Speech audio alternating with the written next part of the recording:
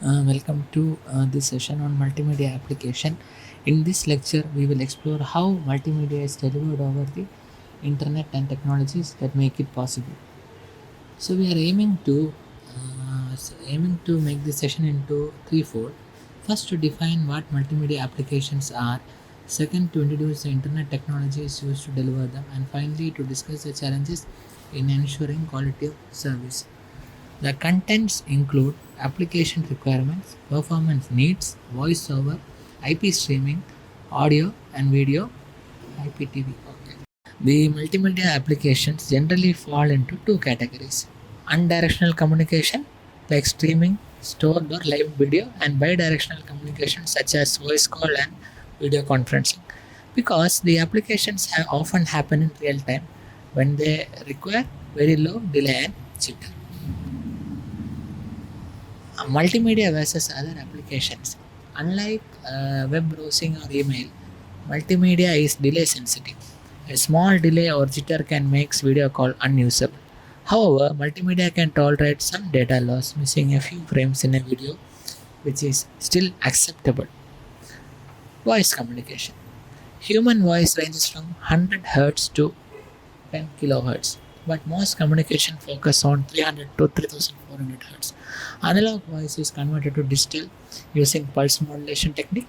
To reproduce voice accurately, Nyquist's theorem tells us that the sample rate must be at least twice the highest frequency. The higher the sample rate and the sample size, the better the quality. But this also increases the data rate. Yeah. Audio communications, the voice is just one form of audio communication. Music requires higher bandwidth and quality, which means larger sample size and higher bitrate.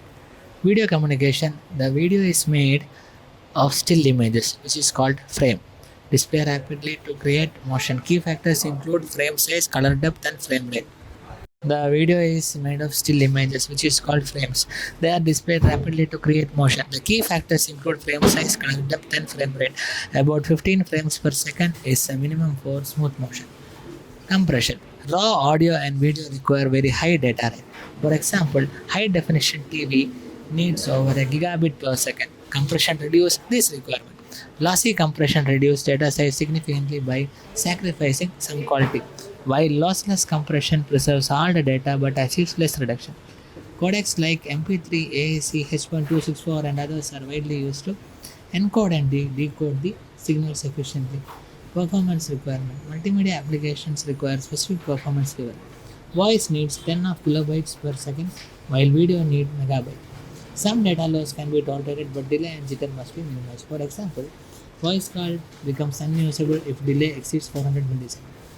Delay, jitter, and buffering. Smooth playback requires managing delay and jitter.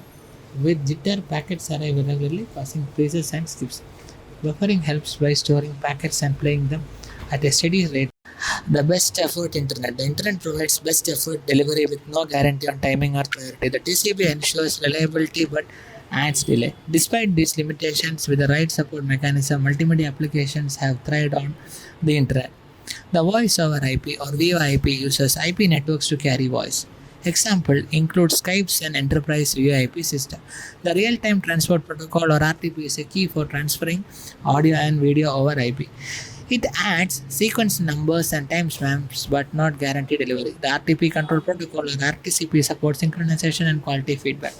Signaling in VoIP is handled by protocols like SIP and H.323. SIP in particular is widely used to initiate, manage, and terminate multimedia session. Streaming allows audio and video to play while they are still being transmitted, rather than waiting for full file to download. Clients typically uses media players, either standalone or embedded in browsers. Contents can be accessed directly from a web server or a specialized streaming server. Protocols like RTSP allows playback controls such as start, pause, and stop.